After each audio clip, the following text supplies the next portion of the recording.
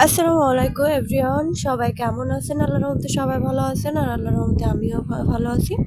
তো আমি বলছি যশোর জেলার মনিরামপুর থানা থেকে সুমাইয়া। তো আজকে প্রথমে আমার ব্লগটা শুরু করছি রান্না দিয়ে। আজকে ঘুম থেকে উঠতে একটু লেট হয়ে গেছিলো, তো তার জন্য প্রথমে চলে আসছি রান্না করতে। আর বাইরের কাজ কাম যেটা যা টুকিটাক আছে সেটা হচ্ছে আমার শাশুড়ি আম্মা করবে। তো আমি আগে রান্না করতে আসছি এই জন্য যে আমার হাজবেন্ড তাড়াতাড়ি চলে যাবে ব্যবসার কাজে বের হয়ে। তো তার জন্য আগে ওর নাস্তাটা তৈরি করে দিতে হবে আমার। তো তাই তো প্রথমে আমি ওলটা সিদ্ধ করতে দিছিলাম। তো ওলটা সিদ্ধ হচ্ছে, এর ভিতরে আমি আগে রুটি তৈরি করব। তো তার জন্য গরম পানি করে রাখছিলাম, তো সেটা দিয়ে আটা মেরে রাখছি। রুটি তৈরি করব তাই আটা সেনে রাখছি। আর ওলটা সিদ্ধ সিদ্ধ হয়ে গেলে তারপরে রুটিটা সেকে নিব, নিয়ে তারপরে ওলটা রান্না করব। তো তার ভিতরে চলে আসলাম ওলটা সিদ্ধ হতে লাগুক, আর আমি এর ভিতরে আমার মুরগিগুলা খেতে দিই, বাইরে ছেড়ে দিই। আর আমার 4টা হাঁস আছে, এরা নতুন, হ্যাঁ, কোটার থেকে বের হতে চায় না। তো কোটার পিছনে ঘা দিয়ে দিয়ে তারপর বের করতে হয়। তো তারপরে ওদের গেটের বাইরে বের করে দিয়ে আসলাম। আর মুরগিগুলা দেখছেন তো, আমার 5টা পাকিস্তানি মুরগির বাচ্চা কিনছিলাম 100 টাকা করে। তো সেই ছাগুলো একটু বড় হয়ে গেছে এখন। আর 2টা বড় দেশি মুরগি আছে, তো তাদের ছা ফুটছে, তো তারা ছা নিয়ে আসে। তারপরে ওগুলো খাতিমাতি দিয়ে বের ছেড়ে দিয়ে চলে আসছি। এখন রুটি সেকে নেব। তো রুটি 3টা বানাচ্ছি আমার জন্য, আমার হাজবেন্ডের জন্য না। ও অল্প ভাত খেয়ে যাবে। তো আমি রাইস কুকারে ভাত বসায় রেখেছি, আর এই জায়গায় রুটিটা সেকে নিয়ে তারপর আমি ওলটা রান্না করব। আর আমার রুটি খেতে গেলেও অনেক বেশি তরকারি বা এমন কিছু লাগে না, একটা ডিম ভাজি হয়ে গেলে আমার রুটি হয়ে যায় খাওয়া, একটা ডিম ভাজি দিয়ে। তো সকালে যেহেতু আমি এখন একটু ডায়েট করতেছি, একটু খাওয়া দাওয়া মেনটেন করতেছি, কারণ আমার বাবু হওয়ার সময় আমি অনেকটা বেশি মোটা হয়ে গেছিলাম। তো সেটা একটু কমাতে হবে, আর পেটটাও যেন মানে উঁচু থেকে গেছে, তো সেটা আমাকে কমাতে হবে, সেই চেষ্টায় আছি এখন। দিনে 1 কাপ করে গ্রিন টি খাই, আর তার সাথে গরম পানি লেবুর রস তো আলাদা খাই, তার সাথে শসা খাই। তো সকালের নাস্তাটা এভাবে করি। আর আমার চাটা এত প্রিয় যে চা ছাড়া দিনটা আমার শুরু হয় না বা শেষ হয় না। আর সুখ দুঃখ বলেন যেটাই বলেন, আমার চা খেতেই হবে, যতই গরম পড়ুক বা ঠান্ডা পড়ুক। ঠান্ডার সময় তো চা খেতে ভালোই লাগে, বাট গরমের সময় যখন কাঠফাটা রোদ হয়, তো তখন তার ভিতরেও আমার চা খেতে হয়। এতটা চা লাভার আমি, এতটা চা প্রেমী আমি, তো কি বলবো। তারপরে আমি ব্লেন্ডারে করে মশলাপাতি যেটা ছিল সবকিছু করে নিয়ে আসছি, পিষে নিয়ে আসছি। তো নিয়ে আমি এখন কড়াইতে তেল দিয়ে দিছি, তারপর মশলাপাতি সবকিছু দিয়ে দিছি। তারপরে আমি কিন্তু ওলটা রান্না করব কাঁচা ঝাল, তারপরে শুকনো ঝাল, দুইটাই আমি ব্যবহার করব। শুকনো ঝাল অল্প, যাতে কালারটা সুন্দর আসে তার জন্য। আর কাঁচা ঝালটা বেশি দিয়েছি, যাতে কাঁচা ঝালের একটা আলাদা ফ্লেভার আছে, তো সেটা ভালো লাগে, তো তার জন্য দিয়ে দিয়েছি। এখন ওলটা কষিয়ে নিয়েছি ভালোভাবে, দিয়ে দেন পানি দিয়ে ঢাকা দিয়ে দিব। তো আস্তে আস্তে এদিকে ওলটা রান্না করা হয়ে যাবে। আর এই সাইডে আমি গ্যাসে রান্না করা এই একটা সুবিধা, কিন্তু তরকারি বলেন, গ্যাসে মশলাপাতি দিয়ে সবকিছু দিয়ে বসায় রেখে এদিকে অন্যান্য কাজ করা যায়। কিন্তু মাটি চুলায় রান্না করতে গেলে কিন্তু সেটা হয় না, ওই রান্নাটাই একবার করতে হয় টাইম নিয়ে। কারণ মাটির চুলায় তো কাঠ সরে গেলে বা কাঠ শেষ হয়ে গেলে সেটা সরাই দিতে হয়। তো তারপরে দেখেন রান্না বাড়া করা শেষ, বাদ বাকি বাইরের কাজ যা ছিল সেটা হচ্ছে আমার শাশুড়ি আম্মা করছে। তো দুপুরে গোসল মোসল করে আমার বাবুকে গোসল করায় আমি আসছি আমার এই ঘরটা অনেকটা বেশি অগোছালো ছিল সেটা গোছাতে। তো এর ভিতরে দেখেন একটা অসহায় লোক আসছিল আর কি, ভিক্ষা চাইতে।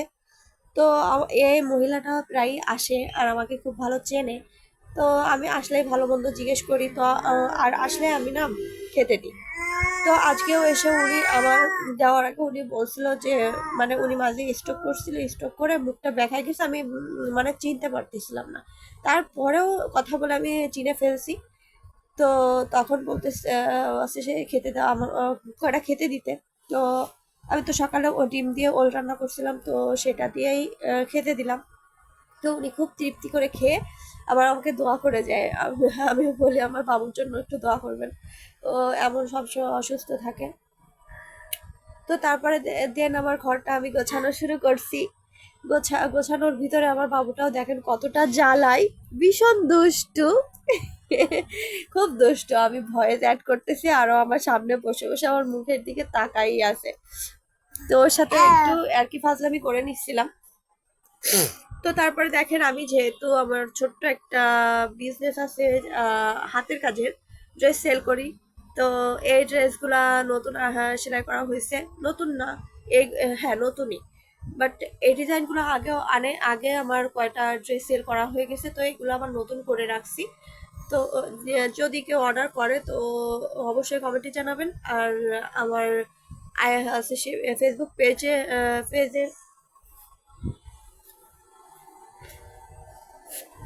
পেজের লিঙ্কটা দিয়ে দিব। তো সেখানে আমাকে মেসেজ করবেন আর আমাকে পেয়ে যাবেন অবশ্যই। আর আর আমার বাবুটা এত দুষ্টু, কি করব, পিছন দিয়ে কি অবস্থা করতেছে। আর এই ড্রেসটা আমার এতটা বেশি ভালো লাগে যে কি বলবো, এই ড্রেসটা আমি নিজের জন্য একটা সেলাই করবো এবার। মানে কালো ড্রেস আর তার কালোর পাড়ে সে সিল্কের সুতা দিয়ে কাজ করা, রেশমি সুতা যাকে বলে। তো খুবই ভালো লাগে, চিকচিক করে হালকা কাজের ভিতরে। তো তারপরে আমার বাবুটা অনেক দুষ্টুমি করতেছিল, তাই ওকে কোলে নিয়ে একটু আদর আদর করতেছিলাম। আর আমার বাবুর জন্য সবাই একটু বেশি করে দোয়া করবেন, কারণ ও একটু বেশি মানে হওয়ার পর থেকে ও একটু বেশি মানে অসুস্থ থাকে। এমন কোনো মাস নেই যে ওকে আমার ডক্টর দেখাতে হয় না, বা প্রতি মাসে 2 থেকে 3 বার নিয়ে যেতে হয়। এতটা এই জ্বর, এই ঠান্ডা, এই পায়খানা হচ্ছে, এই বমি করতেছে, বা এই কাশি হয়েছে, তারপরে এই হাম উঠছে, মানে সবসময় একটা ছেড়ে একটা লেগেই থাকে আমার বাবুর। তো ওর জন্য সবাই একটু দোয়া করবেন প্লিজ, আপনাদের কাছে এই অনুরোধ, আমার বাবুর জন্য একটু দোয়া করবেন।